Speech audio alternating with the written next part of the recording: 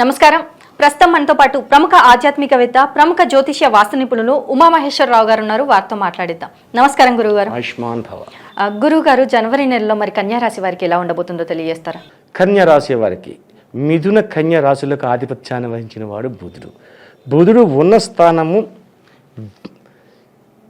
కన్యా రాశికి తృతీయ స్థానంలో ఉన్నారు. తృతీయ స్థానంలో ఉన్నాడంటే కుజస్థానంలో ఉన్నాడు. ఎవరితో కలిసి ఉన్నాడంటే శుక్రునితో కలిసి ఉన్నాడు, మిత్రునితోనే కలిసి ఉన్నాడు. కుజస్థాన విధానాన్ని లెక్కేసుకుంటే అన్నదమ్ముల ఐక్యతని చెప్పాలి. ఇక్కడ ఈ కన్యరాశి వారికి అన్నదమ్ముల ఐక్యతని చెప్పాలి. కన్యరాశి ఫలితాలు బాగానే ఉన్నాయి, యోగదాయకమైన ఫలితాలు ఉన్నాయి, అత్యధికమైన శుభదాయకమైన ఫలితాలు పొందుతున్నారు. కానీ ఎప్పుడైతే శుభదాయకాలు మంచి సుఖ సంతోషాలుగా ఉన్నాయో కష్టం కూడా పక్కనే ఉంటుంది. అది గ్రహించాలి. కష్టాన్ని కూడా మనం పొందాలి. ఇక్కడ అన్నదమ్ములు, ఈ కన్యరాశి వారికి అన్నదమ్ముల ఐక్యత కలిగి ఉండరు. ఒకరినొకరు కలహించుకుంటారు. నీకు నేను చూడాలా, నాకు నువ్వు పెట్టాలా అనే భావాలను కలుగుతాయి. అంటే అన్నదమ్ముల ఐక్యత చెడింది అంటే కుటుంబంలో అనేక రకమైన ఇబ్బందులకు గురవుతారు. అది పక్కన పెడదాం. తల్లిదండ్రులు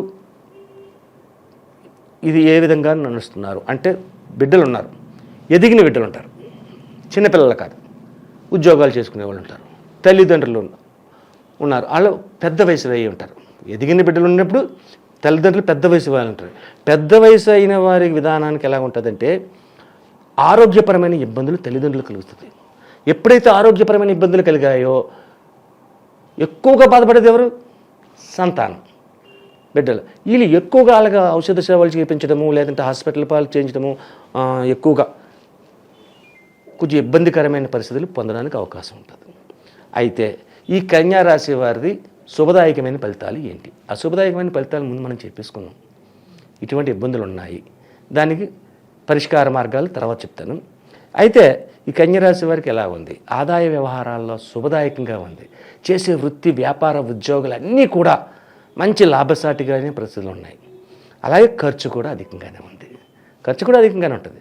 ఆ లాభదాయకమైన ఫలితంలోకి పొందడమే కాకుండా ఎదుటి వ్యక్తుల మన్ననలు, ఎదుటి వ్యక్తి ఎప్పుడూ కూడా ఒక వ్యక్తిని ఇంకొక వ్యక్తి పొగడరు, మెచ్చుకోడు అంత గమ్మానే. కానీ ఎదుటి వ్యక్తి మన్ననలను పొందుతున్నారు ఈ కన్యారాశి వారు. అనుకున్న దాన్ని శీఘ్రంగా దగ్గర తెచ్చుకుంటారు. అనుకున్న పనులన్నీ కూడా దగ్గర తెచ్చుకోవడం అనేది జరుగుతూ ఉంటుంది. అటువంటి ఫలితాలు, శుభదాయకమైన ఫలితాలే కన్యారాశి వారికి వస్తూ ఉన్నది. అయితే కన్యరాశి వారికి వివాహ విధానాలు ఏ రకంగా ఉన్నాయి? మెయిన్ ఇక్కడ కన్యారాశి అనగానే వివాహ విధానాలే తీసుకోవాలి. ఇక్కడ వివాహ విధానాలు ఏ రకంగా ఉన్నాయి? ఫిబ్రవరి నెల నుంచి అనుకోని విధంగా అప్పటికప్పుడు ఊహించని విధంగా జరుగుతుంటాయి. అంటే అమ్మాయికి వివాహం చేద్దాం అని అనుకోలేదు, తర్వాత ఏప్రిల్ నెలలో ఎప్పుడు చూద్దాం అనుకుంటారు. కానీ అలా కాదు. అనుకోని విధంగా ఎవరో వస్తారు, ఏదో చేశారు అని కూడా వచ్చి ఈ అమ్మాయి బాగుందండి, మా అబ్బాయికి ఉన్నాడు, మా అబ్బాయికి మీరు అనుకుని మాటలు జరగడము, అప్పుడు కూడా అయిపోవడం. ఫిబ్రవరి నెలలో, జనవరి నెలలో మాట్లాడుకుంటారు, ఫిబ్రవరి నెలలో పెళ్లి చేస్తున్నారు. అంత ఫాస్ట్గా కన్యరాశి వారికి ఉంది వివాహ విధానంలో. అనుకోకుని ఊహించరనమాట. ఇలా జరుగుతుంది అనుకోలేదు నేను, అదే మెరికిల్, ఆశ్చర్యం ఉంది. అలా జరిగే విధానం ఈ కన్యరాశి వారికి ఉంది. కన్యరాశి వారికి దైవతత్వమైన ఎక్కువ విధానం ఇక్కడ ఆపాదించబడుతుంది. ఎందుకంటే కన్యరాశిలో కేతువు ఉన్నాడు. కేతువు మోక్షకారకుడు, దైవ విధానానికి సంబంధించిన వాడు. అంటే భక్తి శ్రద్ధలు ఎక్కువగా పాటిస్తారు వీళ్ళు. కన్యరాశి వారికి భక్తి శ్రద్ధలు ఎక్కువ, దైవని ఆరాధన ఎక్కువ చేస్తూ ఉంటారు. ఎప్పుడు?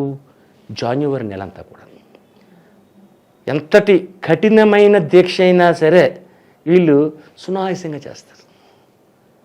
పొద్దుటి నుంచి సాయం దాకా ఉపవాసం ఉండాలి అన్నాడంటే ఈ లోపల 4 సార్లు కాఫీ తాగుతారు, 4 సార్లు కొబ్బరి నీళ్ళు తాగుతారు, ఇవన్నీ చేస్తారు. వీళ్ళు అలా కాదు, పచ్చి గంగ కూడా ముట్టుకోరు, అంత శ్రద్ధగా చేస్తారు దైవ విధానంలో. అటువంటి లాభదాయకమైన పరిస్థితులు పొందుతున్నందువల్ల ఈ యొక్క కన్యరాశి వారికి జనవరి నెలంతా శుభదాయకమైన ఫలితాలే పొందుతారు. సరే, ఆదాయం బాగుంది, వ్యవహారం బాగుంది, అన్నీ బాగున్నాయి. ఇక్కడ బాగోలేనిది ఏంటి? తల్లిదండ్రుల ఆరోగ్యం బాగోలేదు.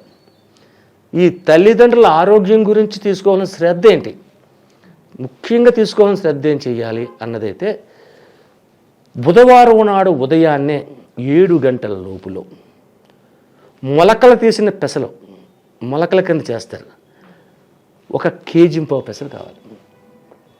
కేజీ పావు పెసలు ఒక ప్లేట్లో, అంటే అది ఒక ప్లాస్టిక్ ప్లేటు, కొంచెం స్టిప్గానే పేపర్ ప్లేటు తీసుకుని అందులో అరిటాకు వేసి మొలకలు వేసిన పెసలని అందులో వేసి 4 టమాటా పళ్ళు మంచివి, ఒక 4-3 అరటి పళ్ళు బాగా ముగ్గినవి, ఒక తోటకూర లేత తోటకూర కట్ట ఒకటి, అది ఆ పళ్ళెలో పెట్టాలి. పళ్ళెంలో పెట్టి దేవుడి దగ్గర పెట్టుకుని మీ ఇష్టదైవానికి ప్రార్థన చేసి కొంచెం నీళ్ళ దగ్గర చిలకరించి ఓం బుద్భవ స్వాహ స్వతరణ్యం భృగో దేవస్య ధీమహి ధియో న ప్రచోదయాత్, ఓం ప్రాణాయ స్వాహ అపాయ స్వాహ యానాయ స్వాహ మనస ఓం నారాయణ స్వాహ అని చెప్పేసి నివేదన చెల్లించేసి దాని మీద ఒక తెల్లటి వస్త్రం కప్పాలి. ఆ ప్లేట్ మీద భగవంతుడికి నివేదన చేస్తారు ఆలయంలో. ఎలా చేస్తారు? వండింది పట్టుకొచ్చేటప్పుడు వస్త్రాన్ని కప్పుతారు, 2 దివిటీలు పట్టుకుంటారు, బాజా భజంత్రీలతో ఉంటారు, ఎవరో చూడకుండా పట్టుకెళ్ళి చేస్తారు. అలాగే తీసుకెళ్ళాలి, వస్త్రాన్ని కప్పాలి. మనం బాజా భజంత్రీలు పెట్టడం కుదరదు కాబట్టి వస్త్రాన్ని కప్పి గోమాత దగ్గర తీసుకెళ్ళాలి. 3 దేవతలకు మూలం ఏది? గోవు.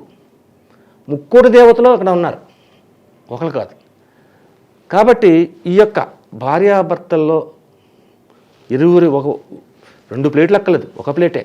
భార్యాభర్తలు ఇరువురిని తీసుకెళ్ళి గోవుకి ముందు భాగాన వెనక భాగాన కూడా స్మృశించి నమస్కరించి ఆ గోవుకి పెట్టాలి. మీరు పట్టుకెళ్ళిన తోటకూర, టమాటాలు ఇవన్నీ కూడా సన్న పెసలు, అరిటాకు కూడా తినేస్తుంది.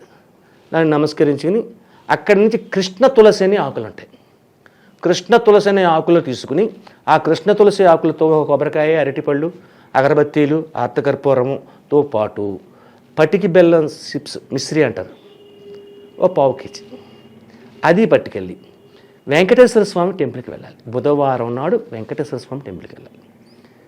వెంకటేశ్వర స్వామి టెంపుల్కి వెళ్ళి కృష్ణ తులసి ఆకులు కూడా ఉంటాయి కాబట్టి అక్కడ అష్టోత్తర పూజ చేయమనండి. అష్టోత్తర పూజ అయిపోద్ది.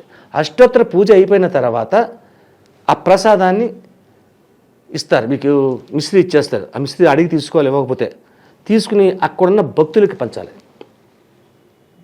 ఆ పటికి బెల్లాన్ని, మిశ్రీ చిప్స్ అంటారు, చిన్న చిన్న పలకలు కింద ఉంటుంది కదా, అది అందరికీ పంచిన తర్వాత అక్కడ వితరణ అయిపోయిన తర్వాత, ప్రసాద వితరణ అయిపోయిన తర్వాత వెంకటేశ్వర స్వామి గుడికి అది కొంచెం ఎదురుకుంటా జనానికి అడ్డు లేకుండా కూర్చుని ఓం త్రయంబకం యజామహే సుగంధిం పుష్టివర్ధనం ఉర్వారుకమివ బంధనాత్ మృత్యోర్మృత్యయమామృతాత్, ఈ మంత్రం వస్తే మరీ మంచిది. ఇది చదవండి. ఇది రాలేదు, కుదరలేదు, మనకు నోరు తిరగలేదు కాబట్టి ఓం నమ శివాయ, హర హర మహాదేవ శంభో శంకర, ఓం నమ శివాయ, ఓం నమ శివాయ, ఓం నమ శివాయ పంచాక్షరి 1 పావు అంటే అరగంట చేయండి. ఇది చాలా విచిత్రంగా ఉంది కదా. వెంకటేశ్వర స్వామి గుళ్ళోకి వెళ్ళమంటాడు, పంచాక్షరి చదవమంటాడు, శివాలయానికి వెళ్ళమని రామనామ జప చేయమంటాడు అని అనుకుంటారు. కాదు, ఇదేంటంటే ఆ సమయంలో వెంకటేశ్వర స్వామి పంచాక్షరి మంత్రాన్ని జపిస్తున్నాడు, లేక మహామృత్యుంజయ మంత్రాన్ని చదువుతాడు. ఆయన పడుకుని ఉంటా ఆయన చేసేది అది, యోగ నిద్రలోకి వెళ్ళకుండా. ఎప్పుడైతే ఇది మనం ఈ భక్తుడు చదువుతున్నాడో, పంచాక్షరి చేస్తున్నాడో, ఆయన గమ్ము లెగుస్తాడు ఉలికిపాటు పడి, ఈయనెవరు, నేను చేస్తున్న దానికి నాకు పోటీగా చేస్తున్నాడు అని లేస్తాడట. లేచి చూడగానే ఇందాక వచ్చాడు, నాకు పూజ చేశాడు, నాకు కొబ్బరికాయ కొట్టాడు, అన్నీ చేశాడు, బాగానే ఉంది. కాబట్టి ఇప్పుడు నా ఎదుర్కొంటా కూర్చుని మహానుభావుడైన పరమేశ్వరుణ్ణి ప్రార్థిస్తున్నాడు. మనోవాంఛా ఫల సిద్ధిరస్తు. ఆయన ఇచ్చే దీవెనేంటి? మనోవాంఛా ఫల సిద్ధి. మనసులో ఉన్న వాంఛ నీకు ఏదైతే ఉందో అది ఫలించుగాక. నువ్వు దేనికి చేస్తున్నావో తెలియదు నాకు, నువ్వు నాకు చేయలేదు, పరమశివుడు చేస్తున్నావు, నా ఎదుర్కొని కూర్చున్నావు. కాబట్టి నీ యొక్క మనసులో ఉన్న కోరిక ఏదైతే ఉందో అది ఫలింపుదాగాక అని చెప్పి దీవిస్తాడు. ఆ దీవెన కావాలి. ఎవరి దగ్గర నుంచి వచ్చింది? మనకి డైరెక్ట్ వెంకటేశ్వర స్వామి దగ్గర నుంచి వచ్చింది, విష్ణు దగ్గర నుంచి వచ్చింది. అందువలన ఈ యొక్క భార్యాభర్తలు పెద్దవారైతే ఎవరికైతే అనారోగ్యమైన పరిస్థితులు కలిగి ఉన్నాయో అవన్నీ కూడా సమసిపోయి సుఖ సంతోషాలతోటి వర్ధిల్లుతారు. ఇది స్కాంద పురాణం నుంచి వచ్చిన విధానం. మరి వ్యాపారస్తులు ఎలాంటి పరిహారాలు చేసుకోవాలి అంటారు? వ్యాపారస్తులు చేసే పరిహారం కూడా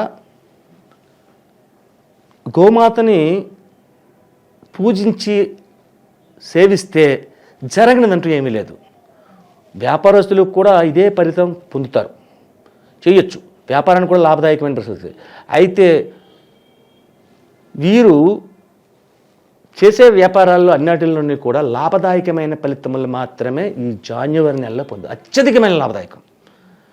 ఏదో 100 రూపాయలు మిగులుతాయి, 200 మిగులుతాయి కాదు, లక్షలనే మిగులుతాయి. లక్షల వ్యాపారం చేసేవారు లక్షలే మిగులుతాయి, కోట్ల వ్యాపారం చేసేవారు కోట్లే మిగులుతాయి.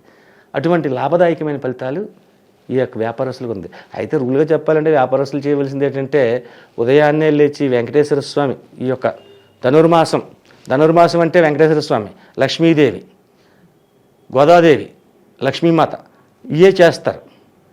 ఇక్కడ ధనుర్మాస విధానంలోని మార్గశిర మాసం అయింది కాబట్టి హేమంత ఋతువు ఉంది కాబట్టి, హేమంత ఋతువు కూడా ఉంది కాబట్టి జరిగేది ఏంటంటే వెంకటేశ్వర స్వామికి నివేదన చేసుకుంటే వ్యాపారస్తులకు అత్యంత లాభదాయకమైన ఫలితాలు పొందుతారు ఈ ధనుర్మాసం అంతా కూడా.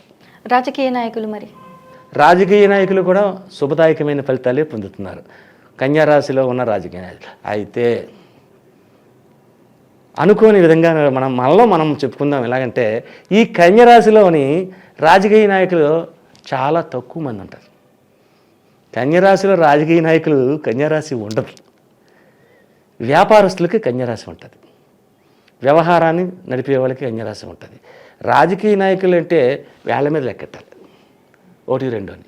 కాబట్టి రాజకీయ నాయకులు బాగోలేదని ఎందుకు చెప్పుకోవాలి, మనం బాగుందనే చెప్పుకుందాం. తక్కువ. విద్యార్థులకి విదేశాలకు వెళ్ళాలి, విద్యార్థులు విదేశాలకు వెళ్ళే యోచన ఉన్నది. అయితే ఈ యొక్క కన్యరాశిలో కేతువు ఉండి, సప్తమ స్థానమైన మీనరాశిలో రాహు ఉండి సమసప్తక దృష్టిలతో ఉన్నారు కాబట్టి ఈ కన్యరాశి వారు కూడా జాన్యువరి నెలలోని ఫలితాన్ని పొందలేరు. విదేశ యానం గురించి నేను చెప్తున్నాను.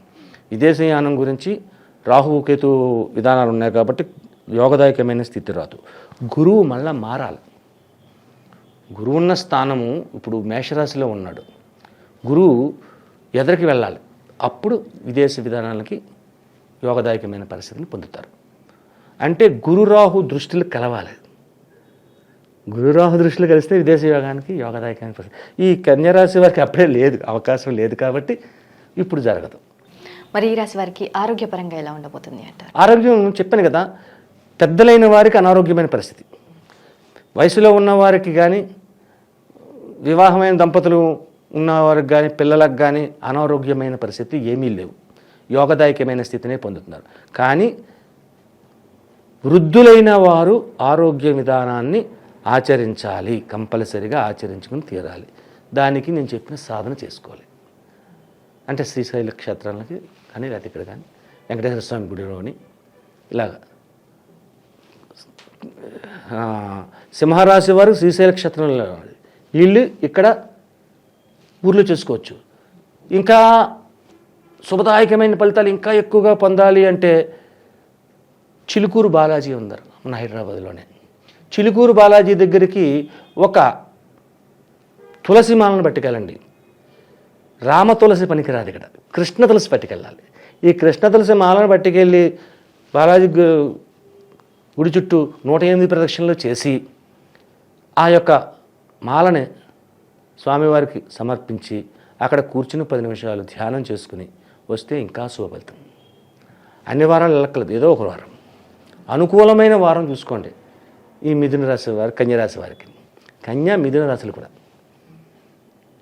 ఎక్కువ ఫలితం అవుతుంది. అంటే కన్యకి మిథున రాశికి కన్యరాశికి కూడా బుధుడు అధిపతి. కన్యా రాశి వారికి జనవరి నెలలో ఎలా ఉండబోతుంది, అలాగే ఈ రాశి వారు చేసుకోవాల్సిన పరిహారాల గురించి కూడా చాలా చక్కగా వివరించారు గురువు గారు. ధన్యవాదములు. ఆయుష్మాన్ భవ.